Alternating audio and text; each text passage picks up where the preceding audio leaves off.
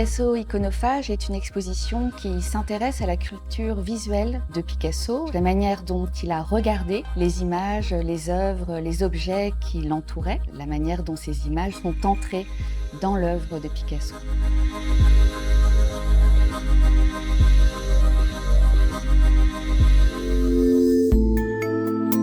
Toutes les archives personnelles de Picasso sont constituées d'à peu près 200 000 pièces, avec Anne Montfort-Tanguy, qui est ma co-commissaire d'exposition. Nous sommes plongés littéralement dans cette documentation. Cela nous a amenés à choisir 4 thématiques qui sont 4 figures clés pour Picasso. Les 4 thématiques sont le héros, qui nous permet d'engager le grand genre de la peinture d'histoire, la figure du Minotaure, qui était une figure très importante pour Picasso, mais aussi pour un certain nombre d'artistes surréalistes.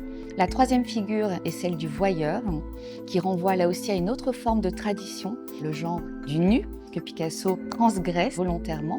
Et la 4e figure est celle du mousquetaire, qui est une figure de synthèse qui renvoie à l'hispanité de Picasso. Les sources sont donc très hybrides, et c'est en ce sens que Picasso est novateur, c'est qu'il va non seulement regarder bien sûr les peintures qui appartiennent à une véritable tradition académique, mais il va également incorporer des sources qui ne relèvent pas du tout à l'époque du champ de l'art, mais aussi des sources extra-occidentales.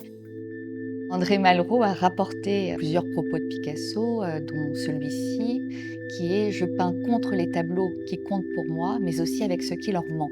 C'est l'idée de contre, donc c'est la bataille engagée par Picasso lorsque tout à coup il regarde et décide de se mesurer aux grands peintres qui l'ont précédé. Poussin, David, Delacroix, Rembrandt, Manet évidemment, Goya, Degas, et ce sont tous ces artistes que nous présentons en dialogue avec les œuvres de Picasso.